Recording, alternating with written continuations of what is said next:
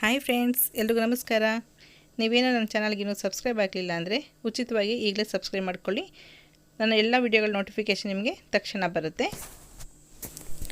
ಕೇವಲ 10 ನಿಮಿಷದಲ್ಲಿ ಈ ರುಚಿಯಾದಂಥ ಪಡವಲಕಾಯಿ ಪಲ್ಯನ ಚಪಾತಿ ಜೊತೆಗೆ, ಅಕ್ಕಿ ರೊಟ್ಟಿ ಅಥವಾ ದೋಸೆ ಜೊತೆಗೆ ತಿನ್ನೋದಕ್ಕೆ ಮಾಡ್ಕೊಳ್ಬೋದು. ಏನೇನು ಬೇಕು ನೋಡೋಣ.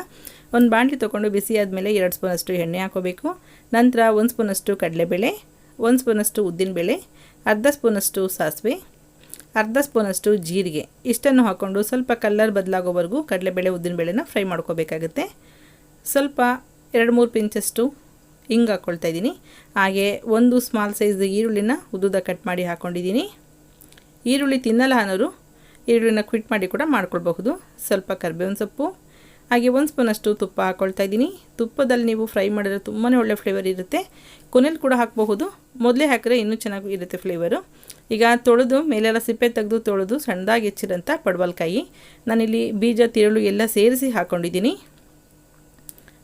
ಹಾಗೆ ಸ್ವಲ್ಪ ಎಣ್ಣೆಯಲ್ಲಿ 2 ನಿಮಿಷ ಬಾಡಿದ ನಂತರ ಸ್ವಲ್ಪ ಹಳದಿ ಪುಡಿ, ಸ್ವಲ್ಪ ಉಪ್ಪು, ಹಾಗೆ 2 ಹಣ್ಣುಮೆಣಸಿಕಾಯಿ ಹಾಕ್ಕೊಳ್ತಾ ಇದ್ದೀನಿ.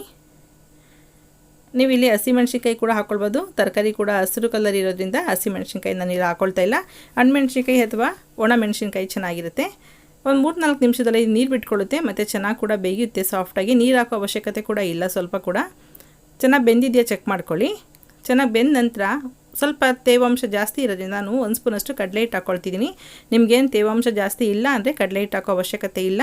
ಆದರೆ ಕಡಲೆ ಹಿಟ್ಟು ಒಳ್ಳೆ ಟೇಸ್ಟ್ ಕೊಡುತ್ತೆ. ಇಷ್ಟಪಡೋರಾದರೆ 1 ಸ್ಪೂನಷ್ಟು ಕಡಲೆ ಹಿಟ್ಟನ್ನ ಹಾಕ್ಕೊಂಡು ಅದನ್ನು ಕೂಡ ಒಂದು 3-4 ನಿಮಿಷದಷ್ಟು ಲೋ ಫ್ಲೇಮ್ನಲ್ಲಿ ಫ್ರೈ ಮಾಡ್ಕೋಬೇಕು. ನಾನಿಲ್ಲಿ ಸ್ವಲ್ಪ ಕೂಡ ನೀರು ಹಾಕಿಲ್ಲ. ನೀರು ಜಾಸ್ತಿ ಬಿಟ್ಕೊಳ್ಳುತ್ತೆ ಪಡವಲಕಾಯಿ, ಹಾಗಾಗಿ ಅದು ಬೈಂಡಿಂಗ್ ಆಗಿ ಇರಲಿ ಅಂತೇಳಿ 1 ಸ್ಪೂನಷ್ಟು ಕಡಲೆ ಹಿಟ್ಟು ಹಾಕ್ಕೊಂಡಿದ್ದೀನಿ.